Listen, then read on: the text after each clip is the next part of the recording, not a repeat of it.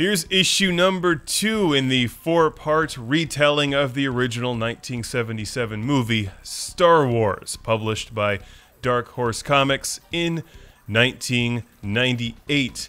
And in this issue, we get to meet Chewbacca and Han Solo. This book picks up where the first one left off as Luke Skywalker and Obi-Wan Kenobi make their way to the Mos Eisley spaceport and the cantina scene. Like the first book, this one has some incredible black and white artwork from artist Hisao Tamaki, and it's really a nice treat for fans of Star Wars to see his creative take on such a famous movie. Like the first book, it's the exact same storyline that you get in the original Star Wars movie, but with some creative license.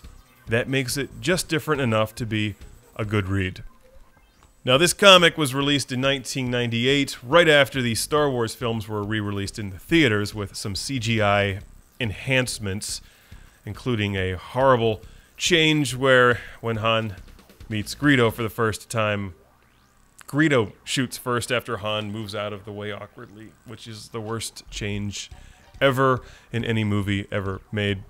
Well, in this comic book, Han Solo shoots first, which already makes this better than the remake or the re-release.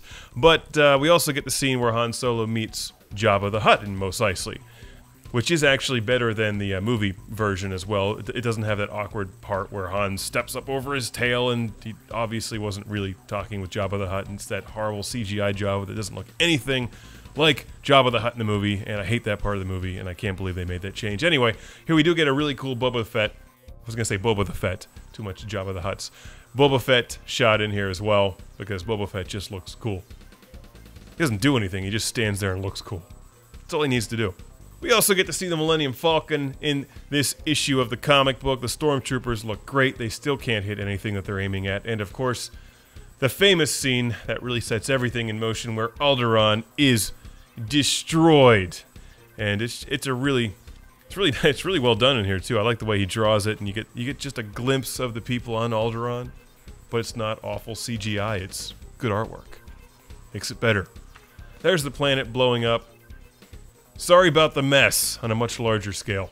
I really like the artwork in the comic book. I like his style. I like the way that he draws Chewbacca and Luke Skywalker and all of these great characters. It's a fun read. Even if you're not really into the manga style, I think you'll enjoy this one because it's just different enough from the original movies to make it interesting.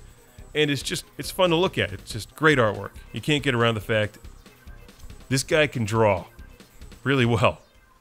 So, if you want a good retelling of Star Wars, the original movie, A New Hope, check out the 4-part series from Dark Horse Comics released in 1998. This is issue number 2. And yes, they also made manga versions of The Empire Strikes Back and Return of the Jedi.